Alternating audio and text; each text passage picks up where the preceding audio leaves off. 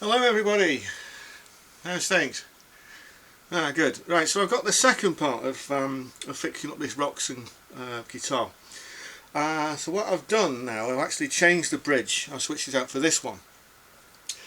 Uh, Now, looking at the old bridge, as you can see, it's got one of these narrow blocks in it. They're quite common on like Mexican Strats. You know, before they upgraded the range, you might have found this type of thing on a Mexican standard guitar. Um, my bone of contention was with these saddles here, because they've got these screws, as you can see. Now, according to like Leo Fender's original design, it would have had that ashtray cover over it anyway, so that if you had your hand on the bridge, it wouldn't have been so bad. But these screws, and they are screws, not Allen bolts, they would actually dig into your hand, so that could be quite painful. Also looking at this chassis here, the new bridge is actually slightly thinner, so that should mean that that the action can be lowered a little bit more. Screws are the same diameter, so they're fine, and it did line up exactly. Now with the you get this when I actually got the trem, you get this little blister pack with the new trem and some screws. So the screws fit, but I've tried to retain the old screws apart from one.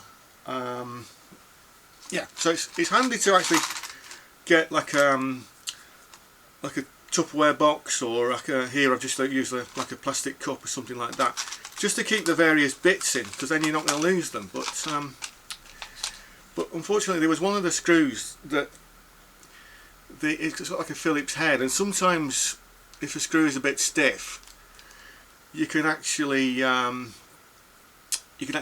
that head. So I got it out so far, and then I had to use a pair of pliers, which kind of made that now a bit unworkable. So I've used one of the new screws in that to replace it. I mean, maybe I should have done all of them. On the new screws, the head is slightly larger as well, so that makes maintenance a lot easier. Let's see. Looking at the back, as you can see, this has got a nice big block. I do like that. I think this is 38mm. I'm not sure. So I could have gone maybe a little bit bigger, because there's space for a slightly larger, a slightly deeper block. But I went with this. So that's something to think about as well. And then for doing the springs, now let's see. The old springs were, as you can see, a little bit rusty. So it's best to do it with a pair of pliers, because these things are under tension.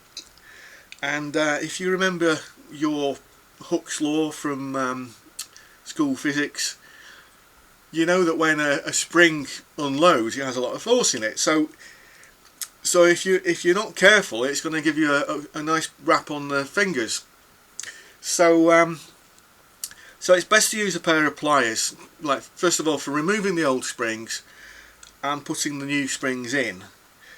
And what I found works the best, this is how I worked with it, was you put the pointed end in the bridge first, and then use the pliers to actually hook the loop over this this hook point here. In the replacement bridge, you actually got a new one of these. I forget what it's called. Is it called the claw? Yeah, but then you'd have to like resolder the joints. and considering that that's probably in the right position, then it's probably, you can just leave that there. So I put the springs in like this. I mean, you can put them straight. With this set, I only got 3 springs, but I could have put more in. There's space for more. But I was watching a video by, or I think it was by John Cruz, you know, like one of those custom shop guys from Fender, and he was saying that he prefers to put the springs in that way because then you got the combination of the tension, and you can use the tremolo as well. Yeah, and then screwing these screws down. Now, I don't know if you can see that properly, but if you screw them right flat down, that tends to bring the tremolo up, so it's tilted. Whereas if you leave a bit of space, then this sits flush to the body, which I prefer. I mean, on the old assembly, I mean, I'm not even sure if this would actually be original, because it was tilted like that, and even undoing the screws, it still had a bit of tilt on it. I mean, as you can see, I mean, you can sort of see how the thing actually works. You know, that like it's flat like that, and then it has that what do you call it? That it has that edge there, which sort of, it's sloping, isn't it? So you know, the idea is that it's flat, and then as you move the tremolo, then it tilts on that, and then it should pull back automatically because of the springs. But for some reason, it was just sat like that. It wasn't plush to the body. Oh yes, one more thing. The trem arm that was included is this. I mean, because like the Wilkinson, I mean, you can get a screw-in one, but because of the Wilkinson trem on that Fret King guitar that I've got, and on the Brian May guitar, they're slot in, and on the American Standards, they're slot in as well. So this is slot in here, so it's a lot more convenient. However, what seems to stand out is this tip. That's like a pure white. So to match this hardware, I might change that out for a sort of a creamy coloured one, just so it matches. It's an aesthetics thing, but it doesn't matter that much. So yeah, so that's that side of things. Another thing I looked at was yeah, getting back to the original bridge. Now, assuming the intonation is set right on this, or was set right on this, well, what's the intonation? Well, I mean, that's to do with like the actual string length. That, yes, you know, it comes down here. Was it 25.75 inches? Is that right? Even if that's the scale, there's still a slight tolerance on the distance of these saddles. So assuming that's right, what my reasoning was, you can put like a piece of paper underneath, in this case like an old, I used an old receipt, and then just trace out where the bridge saddles sit. That way, when you come to line up the new saddles, you've got quite a close approximation to what the intonation should be, so that when it comes time to actually set the intonation up properly, then you shouldn't be too far out. So that's something to bear in mind as well.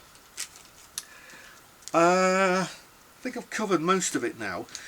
So the next thing to do will be to put the strings on and sort out the action and the intonation. So I'm going to cover that in the next video. Now the reasoning there is because of like the nut here, you can approximate what the height of the strings is going to be here, so you can work out how much height you want down here as well to keep those lined up. That should be simple enough. You know, you just take a ruler, or again a piece of paper and a pen if you wanted to do that. Just line that up, and then you know what the height of these is going to be. Or where's that bridge again? Yeah, so if the height of this was correct, then you could take the height off those saddles. So that's something else to think about as well. So I think that's pretty much everything now of this phase. So we're going to move on to part 3, and I'll give you an update when that work's completed. Alright, thanks for watching. Please comment below. If you've got any questions, put them below, and I'll see you next time. Thank you.